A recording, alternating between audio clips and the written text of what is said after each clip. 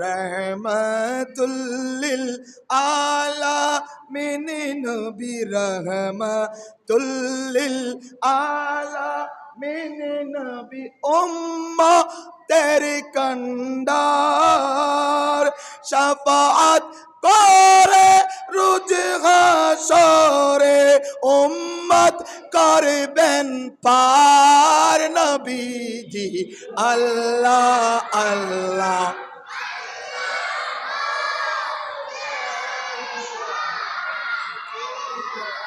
ও আল্লাহ আল্লাহ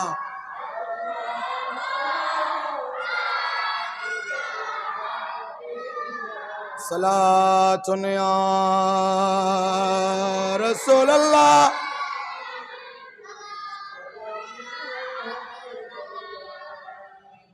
এবার আসুন আমাদের এই আজিমুশান মাহফিল শোনার জন্য নয়াহাট থেকে মানুষ চলে আসতেছে। আমাকে আমার ভাই আবুল হোসেন কানে কানে এসে বলছে, ভাই যান আপনি তো তাড়াতাড়ি শেষ করে দিতে যাচ্ছেন, এখন লাইভে দেখে এটা লাইভ চলতেছে, লাইভে দেখে এখান থেকে 4-5 কিলোমিটার দূর থেকে মানুষ মাহফিলের জন্য চলে আসতেছে, তাহলে আমাদের জন্য এটা সুসংবাদ। সুবহানাল্লাহ বলুন না। আপনাদের এলাকায় দূর থেকে মাহফিলের জন্য মানুষ চলে আসতেছে। আল্লাহ রব্বুল আলামিন আমাদের এই সুন্দর পাড়ার এলাকার সুন্দর মানুষগুলোকে এই মাহফিলে আসার তৌফিক দান করুন। আমিন বড় করে বলার তৌফিক দান করুন। এলা ঠিক আছে।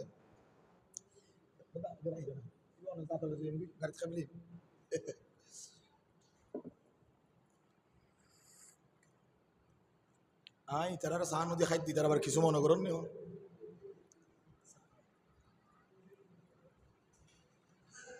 আমি হুজুর কেবলা 6 বছরে ছিলাম। কয় বছর? মাত্র 6 বছর। হুজুর কেবলা 77 বছর বেঁচেছেন। তাহলে আমি যদি এভাবে 2 বছর 6 মাস 7 বছর 9 বছর 12 বছর কোন বছর কি হয়েছে যদি বলতে চাই, রাত যাবে দিন আসবে, দিন যাবে রাত আসবে, সপ্তাহ যাবে মাস আসবে, মাস যাবে বছর আসবে, বছর যাবে যুগ আসবে, যুগ যাবে শতাব্দী আসবে, তারপরেও আল্লাহর ওলির শান বলে শেষ করা যাবে? বড় করে বলুন না যাবে। এটা এমন এক মহান ওলি আল্লাহ, যে ওলি আল্লাহ হুজুর কিবলা তৈয়ব শাহ। একটু স্বাভাবিক কথায় যাই। তৈয়ব শব্দের অর্থ কি? তৈয়ব শব্দের অর্থ হলো পবিত্র।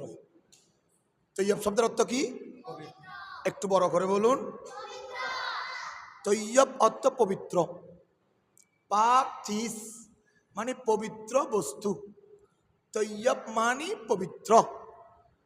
দেখেন তো তৈয়ব কেমন পবিত্র, এটা কেমন পবিত্র এটা আলা হযরত বলছেন। तेरे नस्ले पाक में है बच्चा बच्चा नूर का, तो है आईने नूर तेरा सब घराना नूर का। আমার আলা হযরত বলে, ইয়া রাসূলুল্লাহ, ইয়া হাবিবাল্লাহ, ইয়া রাহমাতুল লিল আলামিন। বাতিলরা বন্ডরা নাম ধরতে চায় না, তারা আপনি নবীকে নূর মানে না, কিন্তু আল্লাহর কোরআন বলছে কাদ জাকুম মিনাল্লাহি নূর। ও গো মায়ার নবী রে, তারা আপনাকে নূর মানতে চায় না, কিন্তু আমি আলা হযরতের গবেষণা বলছে আপনি নবী নূর। শুধু তা নয়, আপনি নবীর থেকে যারা এসেছেন ফাতেমা নূর, আলী নূর, হাসান নূর, হোসাইন নূর, জাইনুল আবেদিন নূর, ইমাম জাফর সাদিক নূর, ইমাম বাকির নূর। শুধু তা নয়, আপনি নবীর নসলে পাকে সে, আপনি নবীর দামানে থাকা ইমাম মাহাদি পর্যন্ত আসা আওলাদের রাসূলরা নূর।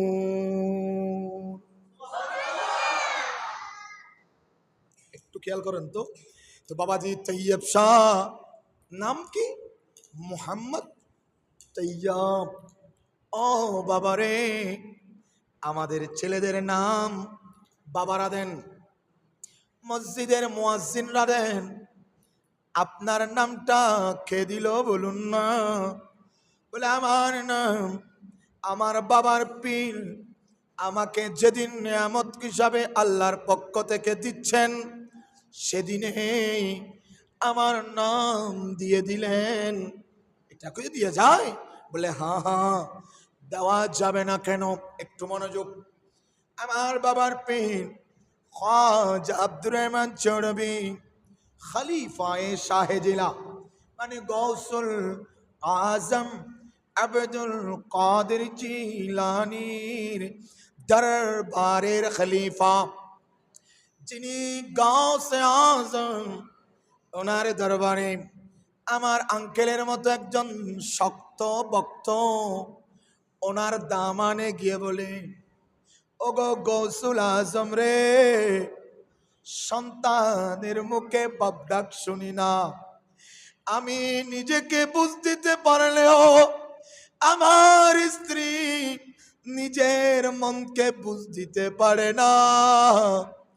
সন্তানের মুখে মা ডাক শুনতে পায় না বলে, গৌসুল আজম রে, আপনার দরবারে এসেছি, আপনি একটু দোয়া করুন আমাকে আল্লাহ যেন একজন পুত্র সন্তান দে। একটু মনোযোগ দেবেন বাবা। কার দরবারে এসেছেন? গৌসুল আজমের দরবারে এসেছেন। গৌসুল আজম ওনাকে ভালো করে দেখলেন, কপাল দেখলেন, চোখ দেখলেন, চেহারা দেখলেন, ওনার রিজিক দেখলেন। আল্লাহ দিয়েছেন ক্ষমতা দেখার জন্য। দেখে বলে, ও আমার ভক্ত আশিক, বড় দুঃখের বিষয় হলেও সত্য, তোমার তকদিরে কোনো সন্তান নাই। ভক্ত তো বড় শক্ত। ভক্ত বলে, যে গৌসুল আজম আমার তকদিরে সন্তান নাই একথা দেখতে পারে, সে গৌসুল আজম আল্লাহর কাছ থেকে চেয়ে তকদির পরিবর্তন করে সন্তান দিতে পারে। খেয়াল করুন, আমার গৌসুল আজমকে রাজি করার জন্য বলছেন, ও গৌসুল আজম রে, আপনি তো ওই গৌসুল আজম, সেই গৌসুল আজম 12 বছর আগে ডুবে যাওয়া জাহাজ বরযাত্রী সহ তুলে দিতে পারে। আপনি তো ওই গৌসুল আজম 1000 বছর আগে ইন্তেকাল করা মুগ্ধরকে জিন্দা তুলে দেখাতে পারে।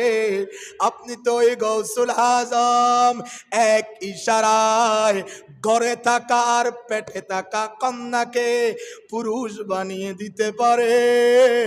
ও গৌসুল আজম রে, দয়া করুন, মেহেরবানি করুন, আল্লাহর কাছ থেকে চেয়ে একটা সন্তান দান করুন। আর গৌসুল আজম বললে, তুমি তো বলতে জেনেছো, আমি তো ছাড় পাচ্ছি না, আসো আসো, তোমার তকদিরে সন্তান নাই, কি হয়েছে? আমি গৌসুল আজমকে আল্লাহ অসংখ্য সন্তান দিয়েছে। ও আমার ভক্ত, আসো, তোমাকে একজন সন্তান আমি দেব, তোমার ওই সন্তান দুনিয়াতে আসার পরে তার নাম দিবে আমার নামে মহিউদ্দিন ইবনে আরবি। আরো বড় করে বলুন সুবহানাল্লাহ। আপনারা যে ইতিহাসে মহিউদ্দিন ইবনে আরবির কথা পড়েছেন, যেই মহিউদ্দিন ইবনে আরবি দিন, মাযহাব, মিল্লাত, সুন্নিয়াতের অসাধারণ খেদমত সারা পৃথিবী ব্যাপী করেছেন, তিনি আর কেউ নন, আমার গৌসুল আজমের দেওয়া নিয়ামত মহিউদ্দিন ইবনে আরবি।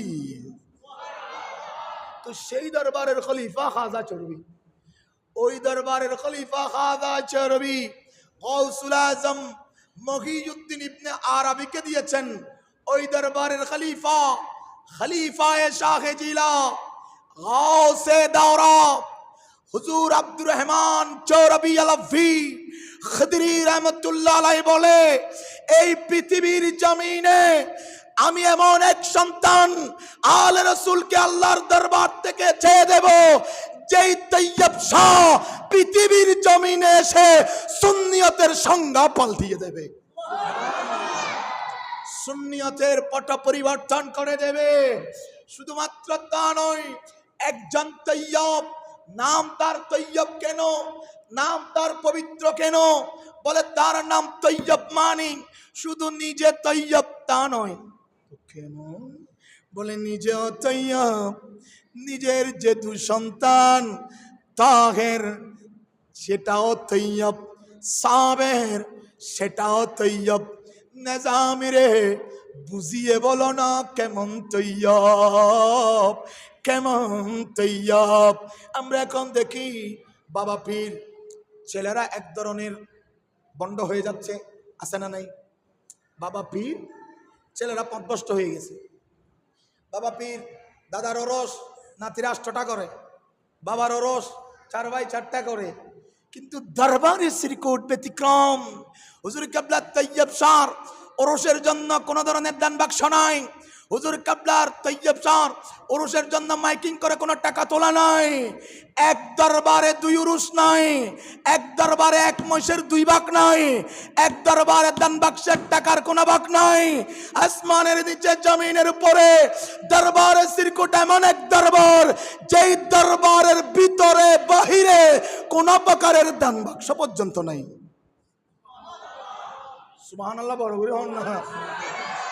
দান বাক্সের টাকার হিসাবের জন্য বাইরে বাইরে মারামারি আছে, বাইরে বাইরে ফাটাফাটি লাগে যায়। আর দরবারে শ্রীকোট এটা এমন এক দরবার, যেই দরবারের মধ্যে কোন ধরনের পাটাপাটি নাই। 1976 সালে হুজুরি কেবলা তাহের শাহ পীর বাঙ্গাল সাহেবের সাথে এক মজলিসে, এক বৈঠকে বাবাজি তৈয়ব শাহ খেলাফত দেওয়ার পরেও পীর বাঙ্গাল সাহেবের শাহ 21 সালের আগ পর্যন্ত একজনও মুরিদ করায় না। বলে হুজুরি কেবলা তাহের শাহর কাছে যা। মনোযোগ। বাপ যেমন পবিত্র, সন্তানগুলো তেমন পবিত্র। আর আমাদেরকেও কেমন পবিত্র করে দিয়েছে জানেন?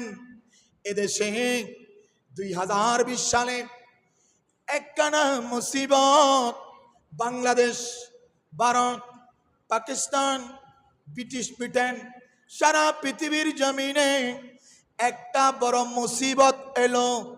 যে মুসিবত আপন চিনিয়েছে, পরকে জানিয়েছে। যে মুসিবতে স্বামী স্ত্রীর পাশে নাই, স্ত্রী স্বামীর পাশে নাই, সন্তান মা বাবার পাশে নাই। যে কঠিন মুসিবতে বন্ধু বন্ধুর পাশে নাই, যে কঠিন মুসিবতে পাড়া প্রতিবেশীর পাশে নাই।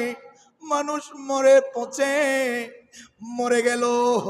মানুষ মরে যাওয়ার পরে তাকে দাফন কাফন করার মতো কোন ব্যক্তি ঘর থেকে বের হয় না, শুধু করোনার ভয়ে, করোনা হবে বলে। আর আমার হুজুর কিবলা বাবাজি তৈয়ব শাহ 1986 সালে এক মহা নিয়ামত আমাদেরকে দিয়েছে, যে মহা নিয়ামতের সৈনিকরা রাতে বলুন, দিনে বলুন, দুপুরে বলুন, সন্ধ্যায় বলুন, রাতের 3টা, রাতের 4টা, রাতের 12টা, দিনের 10টা ডাক দিলে যারা ঝাঁপিয়ে পড়ে তাদের নাম গৌসিয়া কমিটি বাংলাদেশ।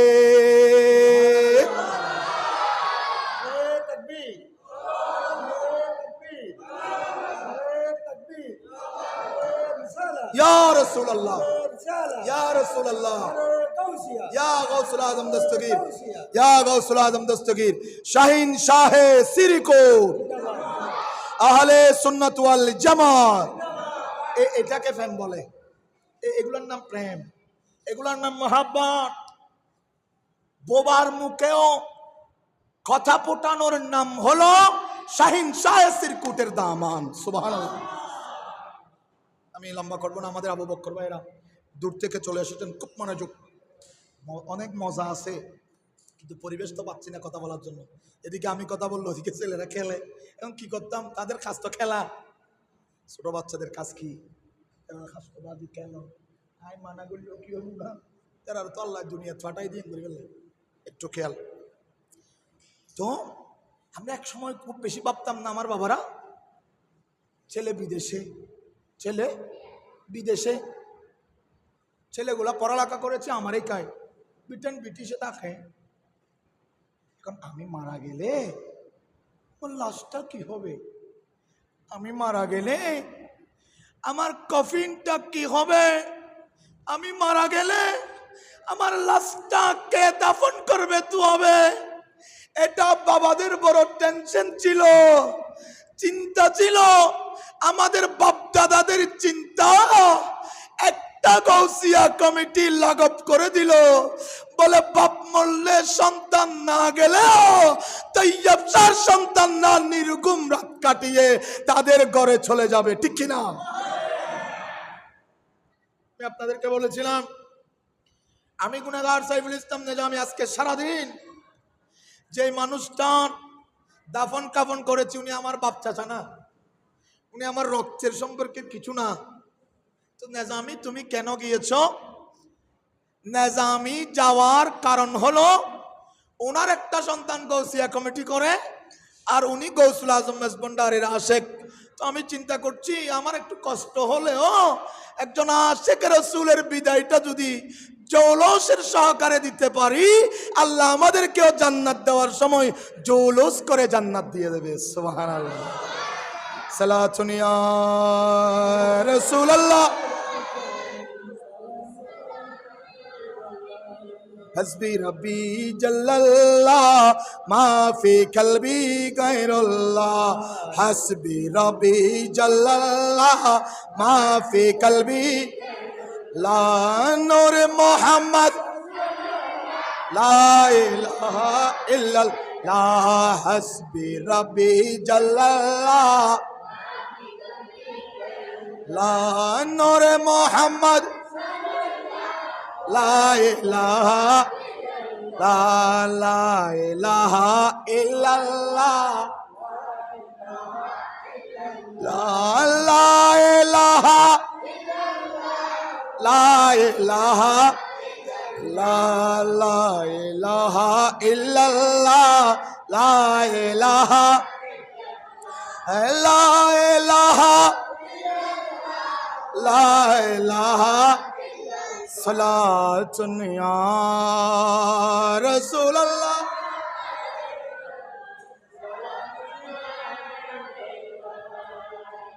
আর বাপ তারাতে বিরক্ত লাননি কোনো চিন্তা লাননি কোনো আয় না, তুমি দূরে যাই, মার টেনশন না করছো। আয় উল্লে বক্তা নাও দে কম হই বেশ করে লই যাওয়ার মানুষ আয় ন ওনারা যতক্ষণ বলবেন আর এতক্ষণ হবেন রাজি আছি, কিন্তু ওনারা কষ্ট বিদ্যা এই দরবার এত বড় নেয়ার মধ্যে হইতাম লাইলে অনর্থ মনে হইতুম এতে কি দিদে থেকে এনে জিন্দি যাইবেন আবার ঠিক আছে না, এনে জিন্দি যাইবেন জিয়ান ধরিবে নিয়েন, জিয়ান ধরিবে নিয়েন, জিয়ান ধরিবে নিয়েন। না আমি একটু বলো তো দেখি কেমন করে দিল আজকে বাংলার জমিনে ব্যাঙের ছাতার মতো বাতিলদের মরকজ আছে না নাই? ঘরের সামনে একটা, পেছনে একটা, ডানে একটা, বামে একটা, চট্টগ্রামের বাইরে ঢাকায় আপনি যান রাস্তার এই পাশে একটা, এই পাশে একটা, পারতেছে না রাস্তার মাঝখানে আর একটা দিয়ে দেওয়ার জন্য। আমরা আজকে চট্টগ্রামের বাইরে নামাজ পড়তে গেলে চিন্তা করি কার পিছনে নামাজ পড়ব, কিভাবে ইক্তেদা করব।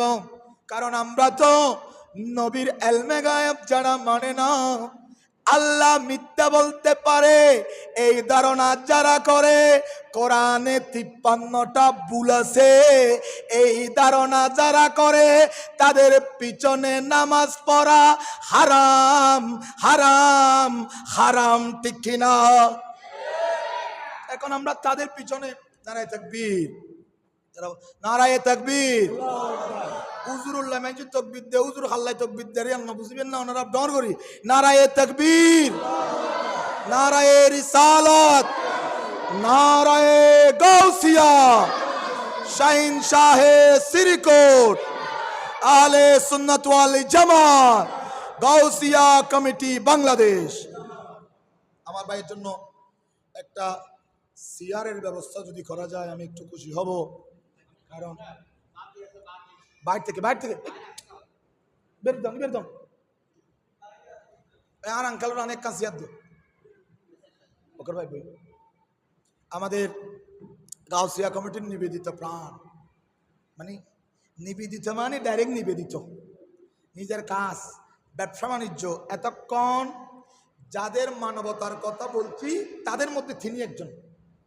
অর্থাৎ যারা ফোন ফেলেই দৌড়ে দাফন কাফনে গিয়েছে, ফোন ফেলেই কাঁধে করে অক্সিজেনের সিলিন্ডার নিয়ে গিয়েছে, ফোন পাওয়ার সাথে সাথে অ্যাম্বুলেন্স নিয়ে ঘরের আঙ্গিনায় হাজির হয়েছে, তাদের মধ্যে যদি 50 জনের লিস্ট করা হয়, একজনের নাম আমার ভাই আবু বক্কর সাহেব, সুবহানাল্লাহ।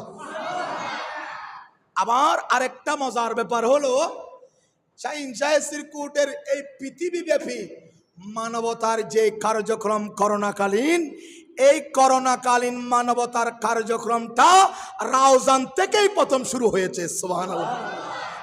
হবে না কেন? হবে না কেন?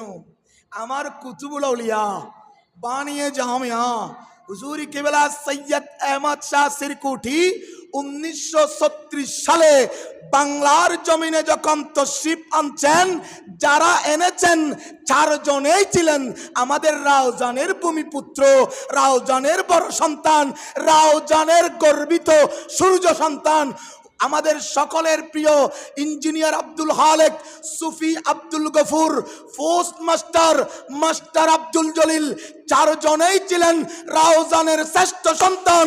সেজন্য কুতুবুল আউলিয়ার সন্তানরা অন্য কোন জায়গায় প্রোগ্রাম না নিলেও রাউজানে একাধিক প্রোগ্রাম থাকে, সুবহানাল্লাহ। সালাতুন ইয়া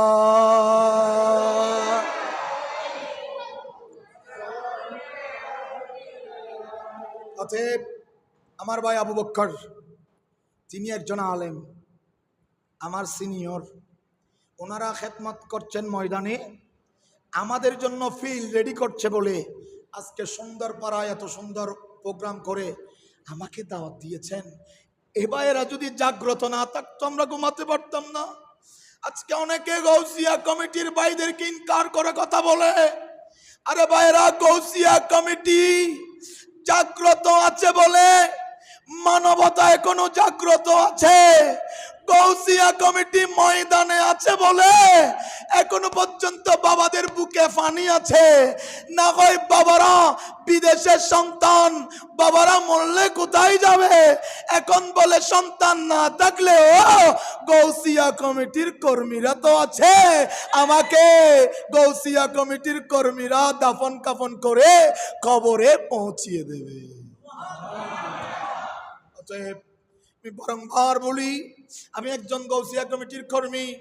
গৌসিয়া কমিটির কর্মীরা এই শতাব্দীর শ্রেষ্ঠ সন্তান।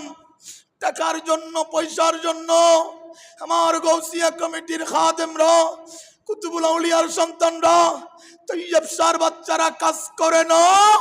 গৌসিয়া কমিটির ভাইরা শুধু মদিনাওয়ালাকে পাওয়ার জন্য কাজ করে। সালাত নিয়া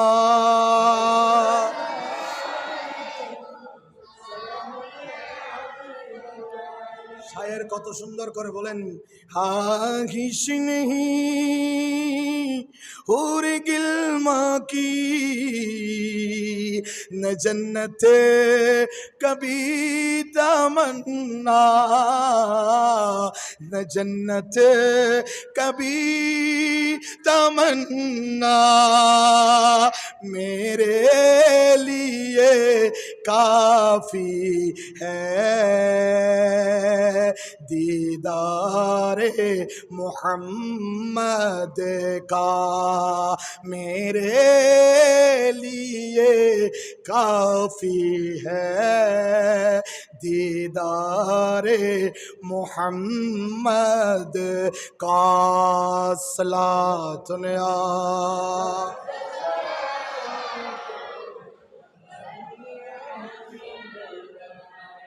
আমি আর 2-4 মিনিট আলোচনা করব ইনশাল্লাহ। তার আগে আমার ভাইয়েরা অনেক আশা করে আমার সন্তানটাকে আনার জন্য, আমার জাহাঙ্গীর ভাই, আমার আবুল হোসেন ভাই, ওরা খুব বেশি অনুরোধ জানিয়েছেন আমাকে।